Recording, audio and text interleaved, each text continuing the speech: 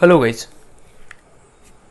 अभी इलेक्ट्रोकेमिस्ट्री में हम लोगों ने लास्ट लेक्चर में देखा कि इलेक्ट्रोलाइट क्या होते हैं और इलेक्ट्रोलिटिक कंडक्शन और मेटालिक कंडक्शंस क्या होता है। ओके, आज हम लोग थोड़े आगे के टर्म डिस्कस करेंगे और भी कुछ। देखो, अभी ये एक एपरेटस है जिसको हम लोगों ने थर्मोकेमिकल सेल नाम दिया कि ऐसा एपरेटस जिस एपरेटस में ये दो कन्वर्जन होने वाले हैं। कौन से दो कन्वर्जन गाइस? हम लोगों को इस चैप्टर में केमिकल एनर्जी को किस तरह से इलेक्ट्रिकल एनर्जी में कन्वर्ट किया जाता है ये पढ़ना है, और इलेक्ट्रिकल एनर्जी को किस तरह से केमिकल एनर्जी में कन्वर्ट करते हैं ये भी हमको पढ़ना है। और जिस डिवाइस में ये सारे कन्वर्जन होने वाले हैं इसको हम लोगों ने नाम दे दिया थर्मोकेमिकल सेल। अब उसी थर्मोकेमिकल सेल के हम लोगों ने दो पार्ट तो गिराए, एक तो इलेक्ट्रोलिटिक सेल और दूसरा वोल्टिक सेल। एक पर्टिकुलर कन्वर्जन के लिए इलेक्ट्रोलिटिक सेल और एक दूसरे पर्टिकुलर कन्वर्जन के लिए हम लोगों ने वोल्टिक सेल दे दिया। उसके बाद में हम लोगों ने देखा कि इलेक्ट्रोलाइट क्या होता है। तो देखो, ये जो रेड कलर का सॉल्यूशन है इसको हम लोगों ने कल इलेक्ट्रोलाइट नाम दे दिया कि अगर ये सॉल्यूशन या तो फिर ऐसा सब्सटेंस जो अगर आप एक्वियस स्टेट में लोगे या तो फिर मोल्टन स्टेट में लोगे और ये खुद में से इलेक्ट्रिसिटी पास होने देगा, तो इस वाले सब्सटेंस को हम लोगों ने इलेक्ट्रोलाइट नाम दिया। आज हम और आगे के टर्म देखने वाले। हमारे सामने नाम आने वाला है इलेक्ट्रोड।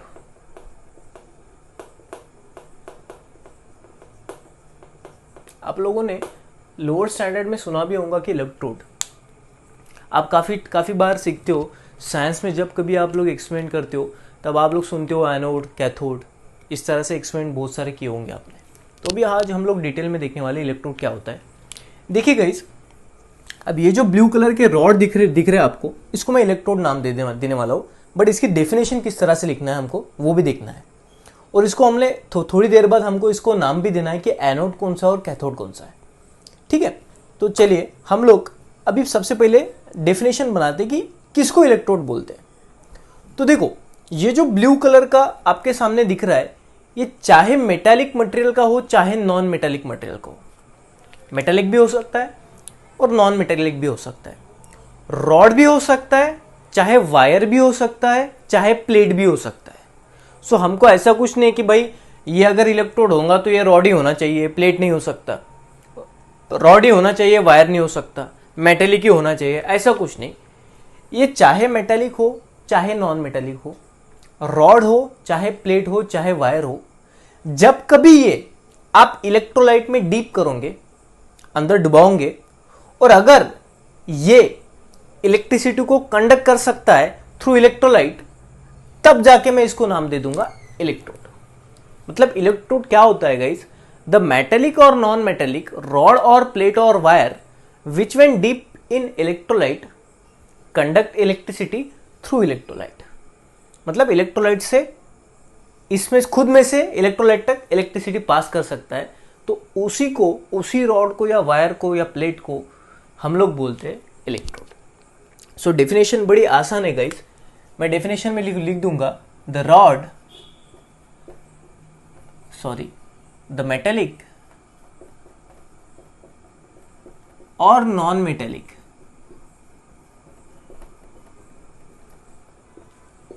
रॉड या फिर रॉड और प्लेट और वायर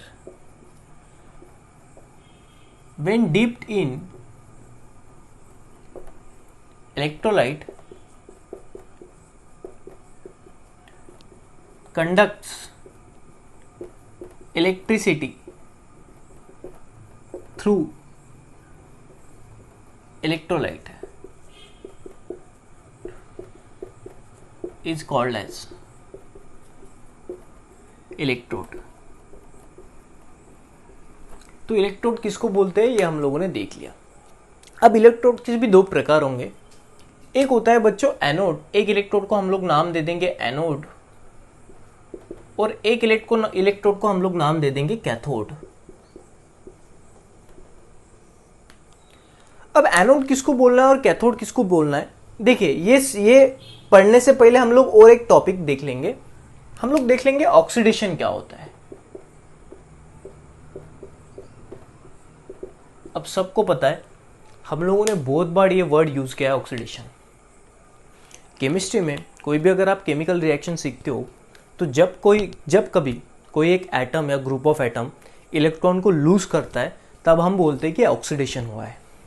सो ऑक्सीडेशन का मतलब क्या होता है? इलेक्ट्रॉन को लूज करना। सो मैं सिंपल डेफिनेशन ही, वैसे ऑक्सीडेशन के बहुत सारे डेफिनेशन हमारे पास है, बट इस टॉपिक में हम लोग फिजिकल केमिस्ट्री का टॉपिक पढ़ रहे, तो हमें ज़्यादा ऑर्गेनिक केमिस्ट्री की बातें चाहिए नहीं। हम सिंपल भाषा में जो इसमें लगने वाला है वही डेफिनेशन लिखेंगे कि जब कभी लॉस ऑफ इलेक्ट्रॉन होता होगा तब हम लोग बोलते हैं ऑक्सीडेशन होता है। तो मैं आसान भाषा में लिख दूंगा, ऑक्सीडेशन मतलब लॉस ऑफ इलेक्ट्रॉन। ओके, उसी तरह हम लोगों ने ये भी वर्ड सुना है, रिडक्शन।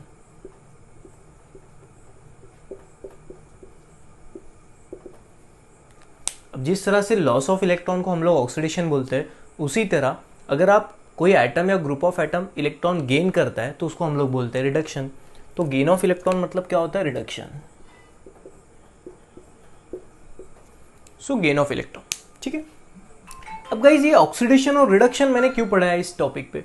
तो देखो, हम लोग क्या बोलते हैं, कभी भी जब कभी हमको एनोड या कैथोड ऐसे नाम देना होता है तो हम लोग जनरली क्या करते हैं, साइन देखते हैं, पॉजिटिव और नेगेटिव। मतलब ये रॉड के ऊपर, जैसे मैं लोग, अब इसको तो इलेक्ट्रोड तो बोल ही दूंगा मैं, ये दोनों इलेक्ट्रोड है, ठीक है। अब ये इलेक्ट्रोड के ऊपर पॉजिटिव चार्ज है या नेगेटिव चार्ज है, ये देख के आप लोग एनोड और कैथोड डिसाइड करते हो, ठीक है। बट गाइज ये पॉजिटिव या नेगेटिव चार्ज के बेसिस पे एनोड या कैथोड डिसाइड करना, ये जो प्रोसेस है वो थोड़ा गलत है। उसका करेक्ट प्रोसेस मैं बोलता हूँ कि चाहे पॉजिटिव चाहे नेगेटिव, चार्ज के बेसिस पे हम लोग कभी बोलते नहीं कि ये रॉड इलेक्ट्रोड है या एनोड है या कैथोड है। वो किसके बेसिस पे बोलते हैं? हम लोग ऑक्सीडेशन और रिडक्शन के बेसिस पे बोलते हैं। चलो हम लोग वो टॉपिक अभी थोड़ा डिटेल में पढ़ते हैं। देखो, मैं सबसे पहले लेता हूं एनोड। अगर दो इलेक्ट्रोड में से जिस इलेक्ट्रोड पे ऑक्सीडेशन हो रहा हो, उस इलेक्ट्रोड को मैं नाम दे दूंगा एनोड। अभी ये हम लोग थोड़ा डिटेल में देखेंगे, चलो आ जाओ, उसके बाद में हम लोग नाम दे देंगे। अब जैसे गाइस ये NaCl का सॉल्यूशन है, हम लोग NaCl का सॉल्यूशन मान लेते हैं, ये NaCl का सॉल्यूशन है, ठीक है। अब जब मैंने करंट पास किया, तो करंट पास करते टाइम सपोज मान लो ये बैटरी है, इसके ऊपर पॉजिटिव और नेगेटिव चार्ज है। अगर ये बैटरी का पॉजिटिव टर्मिनल मैंने इस रॉड को कनेक्ट किया तो ये रॉड भी हो जाएगा पॉजिटिव, और बैटरी का ये टर्मिनल मैंने इस रॉड को कनेक्ट किया नेगेटिव टर्मिनल, तो ये वो रॉड हो जाएगा नेगेटिव, ठीक है। अब इस सारे रॉड पे इस इलेक्ट्रोड के ऊपर पॉजिटिव चार्ज है और इस इलेक्ट्रोड के ऊपर नेगेटिव चार्ज है, तो करंट तो पास हुआ। अब ये करंट आके सॉल्यूशन में चला गया और उस करंट के वजह से NaCl जो है वो ब्रेक डाउन हो गया, डिकम्पोज हो गया, टूट गया। अब NaCl डिकम्पोज होके किस तरह से दिख रहा है? देखो, NaCl डिकम्पोज होने के बाद Na पॉजिटिव और Cl नेगेटिव कुछ इस तरह से दिख रहा है, ठीक है। चलो अभी मेरे सॉल्यूशन में बहुत सारे Na पॉजिटिव आयंस है और बहुत सारे Cl नेगेटिव आयंस है, ठीक है। नाउ एक बेसिक नॉलेज तो इतना हमारा है ही है कि बच्चों, जो नेगेटिव वाला इलेक्ट्रोड है, वो नेगेटिव वाला इलेक्ट्रोड पॉजिटिव मतलब Na पॉजिटिव को अपनी तरफ खींचेगा, electrostatic force, positive negative attraction. उसी तरह ये जो पॉजिटिव इलेक्ट्रोड है वो ये नेगेटिव आयन को अपनी तरफ खींचेगा, मतलब सारे Cl नेगेटिव इस रॉड की तरफ चले जाएंगे और सारे Na पॉजिटिव इस रॉड की तरफ चले जाएंगे, ठीक है। तो मैं उसी तरह लिखवा देता हूँ आपको। तो सारे Cl नेगेटिव आपको यहाँ पे दिख रहे हैं पॉजिटिव रॉड के पास सॉल्यूशन में के। उसी तरह सारे Na पॉजिटिव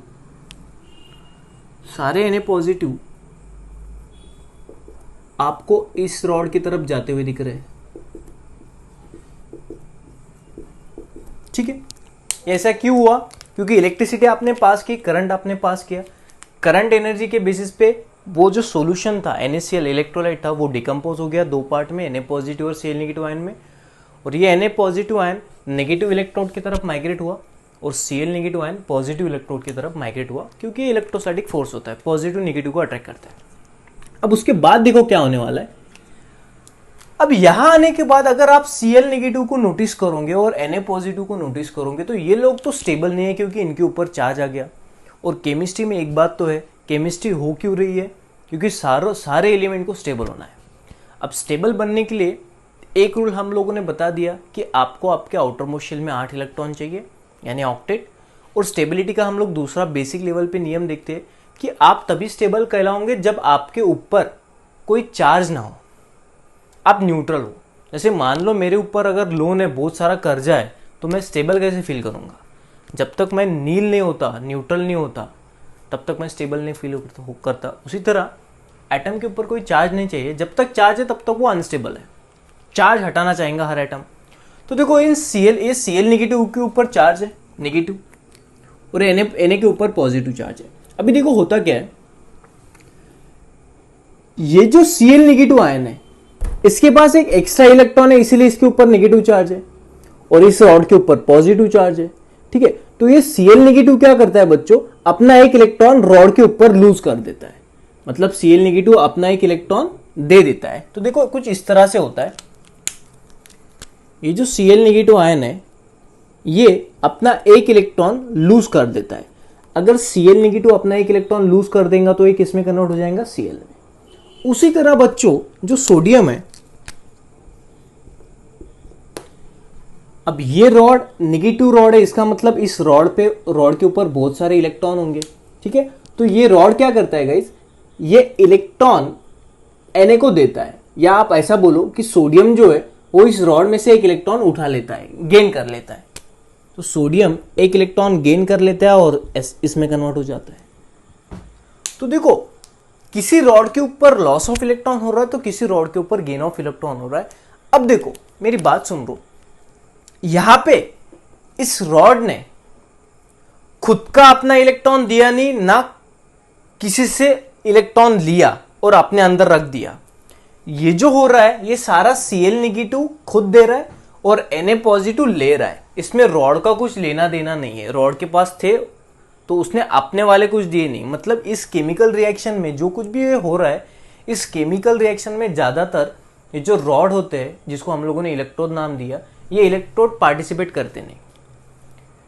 अगर इलेक्ट्रोड पार्टिसिपेट करता होगा तो वो अच्छी बात नहीं हमारे लिए, क्योंकि हमें ये जो इलेक्ट्रोड है, इस इलेक्ट्रोड को किस लिए हम लोगों ने लिया, ताकि खाली इसमें से करंट पास होकर इलेक्ट्रोलाइट में आ सके। बाकी इलेक्ट्रोड केमिकल रिएक्शन में पार्टिसिपेट कर रहे, ये हमारा इंटेंशन नहीं है। तो जो इलेक्ट्रोड केमिकल रिएक्शन में पार्टिसिपेट नहीं करते, उन सारे इलेक्ट्रोड को हम लोग नाम देते थे इनर्ट इलेक्ट्रोड। क्या नाम देते हैं, इनर्ट इलेक्ट्रोड। तो देखो जनरली गाइस, ये जो रॉड है अगर हम लोगों ने इनर्ट लिया तो बहुत ही अच्छा होता है। तो ज्यादातर हम लोग ग्राफाइट या तो फिर प्लैटिनम, ऐसे दो मटेरियल यूज करते हैं इन रॉड को बनाने के लिए। बट सबसे बेहतर अगर आप बोलोगे कौन सा मटेरियल होता है तो होता है प्लैटिनम। अगर आप लोगों ने ये रॉड प्लैटिनम के लिए तो बहुत ही बेहतर होता है, क्योंकि प्लैटिनम रिएक्शन शो ही नहीं करते, बहुत ज्यादा इनर्ट होते हैं प्लैटिनम। जैसे गोल्ड होता है ना, कि सोना आप पहनते हो, सोने के ऊपर कभी जंग नहीं चढ़ता। अगर सोने को आप गैस के ऊपर गर्म करोगे तो वो काला नहीं होता। तो सोना ज्यादातर एटमॉस्फेयर के साथ बहुत कम रिएक्टिव शो करता है। उसी तरह प्लैटिनम तो बिल्कुल ही इनर्ट होता है, वो रिएक्शन ही नहीं करता किसी के साथ। तो इसलिए हम लोग प्लैटिनम के अगर इलेक्ट्रोड लेंगे तो बहुत ही अच्छी बात होती है। बट प्लैटिनम गाइज आप सभी को पता है बहुत ज़्यादा महंगा होता है, इसलिए हम लोग डोमेस्टिक लेवल पे या तो फिर कमर्शियल लेवल पे भी ग्राफाइट मटेरियल प्रीफर करते हैं। बट हमारा इंटेंशन ये होगा कि ये रॉड कोई केमिकल रिएक्शन शो नहीं करेगा, बस खुद जैसा है वैसा रहेगा। चाहे इलेक्ट्रॉन वो जो क्या वो कुछ भी कर रहे हो, Cl और Na पॉजिटिव, उसको ये रॉड को कुछ मतलब नहीं। तो मैंने बोला क्या, अब जिस रॉड के ऊपर ऑक्सीडेशन हो रहा है उस रॉड को मैं नाम दे दूंगा एनोड। ठीक है, अभी आप लोग देखो इसके दो मीनिंग हो जाएंगे। अभी सुन लो बात ध्यान से। अभी मुझे बताओ लॉस ऑफ इलेक्ट्रॉन ये रॉड पे ऊपर हुआ या ये रॉड के ऊपर हुआ? तो आप बोलोगे सर ये रॉड के ऊपर, क्योंकि इस रॉड के ऊपर इलेक्ट्रॉन का लॉस हुआ। तो देखो रॉड इलेक्ट्रॉन दे रहा है या ले रहा है, बिल्कुल ही नहीं। मैंने पहले क्लियर कर दिया, रॉड इलेक्ट्रॉन ना तो देता है ना तो इलेक्ट्रॉन लेता है। इलेक्ट्रॉन देने और लेने का काम कौन कर रहा है, ये आयंस कर रहे हैं। तो जो भी लॉस ऑफ इलेक्ट्रॉन या गेन ऑफ इलेक्ट्रॉन होगा वो रॉड की तरफ देख के मत करो, आयंस की तरफ देख के करो। जैसे अगर आप रॉड की तरफ देखोगे तो रॉड ने इलेक्ट्रॉन लूज किए, बट अगर आप आयंस की तरफ देखोगे तो आयंस ने इलेक्ट्रॉन गेन किए। बात समझ में आ रही है? अगर आप रॉड की तरफ देख के बोलोगे तो सर ये रॉड ने इलेक्ट्रॉन लूज किए तो यहां पे ऑक्सीडेशन हुआ तो ये एनोड हो गया। बट अगर आप आयंस की तरफ देखोगे तो आयंस ने इलेक्ट्रॉन गेन किए, मतलब यहां पे रिडक्शन हुआ तो ये कैथोड हुआ। तो सर ये एनोड नाम दूं या कैथोड? तो मैं पहले क्लियर कर देता हूं बच्चों, रॉड की तरफ देख के डेफिनेशन मत बनाओ, आयंस की तरफ देख के डेफिनेशन बनाओ, क्योंकि रॉड पार्टिसिपेट कर रहा नहीं। तो ठीक है, तो देखो मैं क्या बोलता हूं, यहां पे Cl नेगेटिव ने इलेक्ट्रॉन लूज किए, रॉड ने गेन किए, बट मेरे को रॉड को देखना ही नहीं, रॉड ने लिए या दिए मुझे कुछ लेना देना नहीं। आयंस ने क्या किया, लॉस किए इलेक्ट्रॉन। तो लॉस ऑफ इलेक्ट्रॉन मतलब क्या होता है बच्चों, ऑक्सीडेशन। तो इस रॉड के ऊपर ऑक्सीडेशन हो रहा है, इसीलिए ये जो रॉड है इसको मैं एनोड बोल दूंगा। ठीक है, सो एनोड किसको बोलेंगे हम लोग, the electrode at which oxidation takes place is called as anode. So the electrode at which oxidation takes place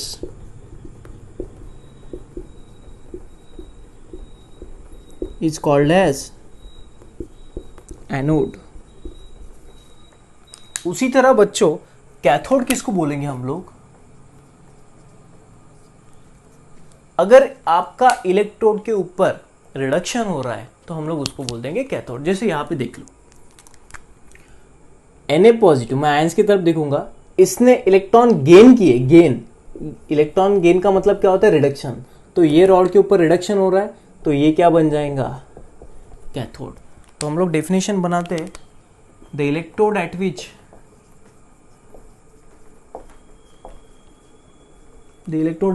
reduction takes place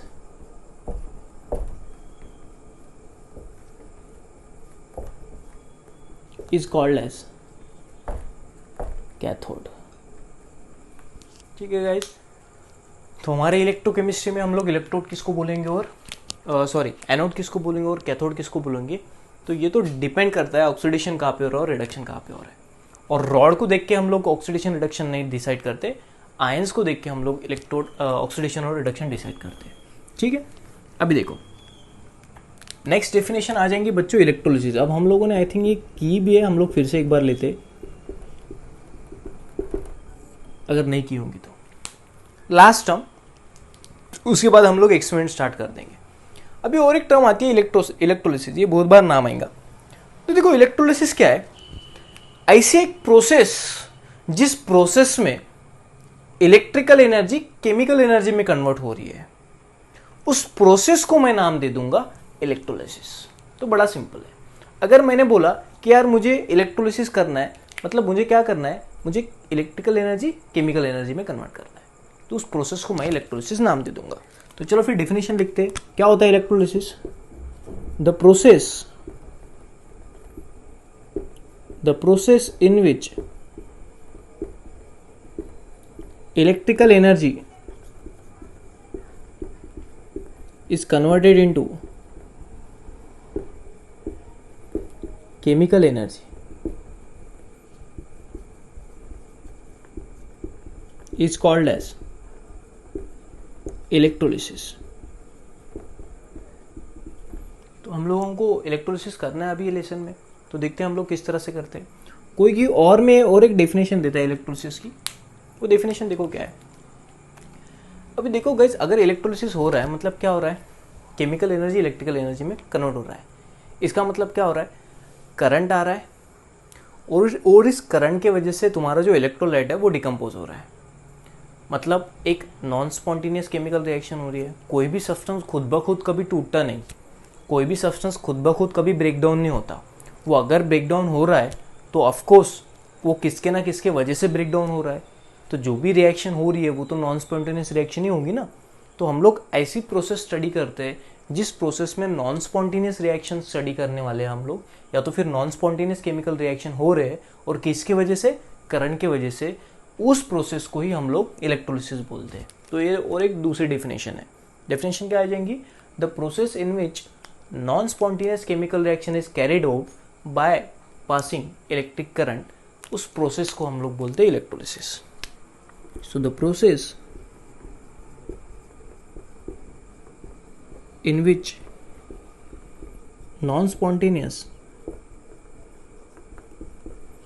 chemical reaction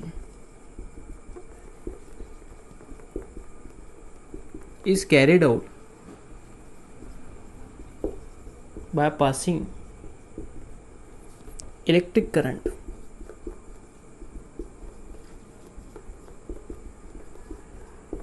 is called as electrolysis. ठीक है, तो बच्चों इलेक्ट्रोकेमिस्ट्री का हमारा ये तीसरा लेक्चर है। पहले लेक्चर में हम लोगों ने इंट्रोडक्शन देखा, उसके बेसिस पे हम लोगों ने इलेक्ट्रोकेमिस्ट्री का डिफिनेशन बनाया। उसके बाद में हम लोगों ने देखा कि थर्मोकेमिकल सेल क्या होता है, इलेक्ट्रोकेमिकल सेल क्या होता है, सॉरी इलेक्ट्रोकेमिकल सेल के हम लोगों ने दो पार्ट्स गिराए, एक इलेक्ट्रोलाइटिक सेल और एक वोल्टिक सेल। उसके बाद में सेकंड लेक्चर में हम लोगों ने एक टर्म सीखी कि इलेक्ट्रोलाइट किसको बोलते हैं। उसके बाद में हम लोगों ने इलेक्ट्रोलाइटिक कंडक्शन और मेटेलिक कंडक्शन पढ़ा। और उसके बाद में अभी ये लेक्चर में हम लोगों ने देखा कि इलेक्ट्रोड किसको बोलते हैं। इलेक्ट्रोड की भी दो कैटेगरी होते हैं, एनोड और कैथोड। एनोड किसके बेसिस पे कहा जाएगा और कैथोड किसके बेसिस पे कहा जाएगा, ये भी हम लोगों ने देखा ऑक्सीडेशन और रिडक्शन के बेसिस पे। मगर उसमें भी थोड़ा बहुत कन्फ्यूजन हो सकता है कि हम लोग ऑक्सीडेशन दो तरह से देखते हैं, एक ही रॉड पे दोनों चीज़ भी हम लोग देख सकते हैं, रिडक्शन और ऑक्सीडेशन भी। बट हम लोग किसको देख के ऑक्सीडेशन डिसाइड करेंगे वो भी मैंने बता दिया। और लास्ट में हम लोगों ने देखा कि इलेक्ट्रोलिसिस क्या होता है। अभी नेक्स्ट लेक्चर में हम लोगों को किसी एक इलेक्ट्रोलाइट का इलेक्ट्रोलिसिस करना है, वो किस तरह से करते हैं वो एक एक्सपेरिमेंट हम लोग अभी देखने वाले हैं नेक्स्ट लेक्चर में। Thank you so much.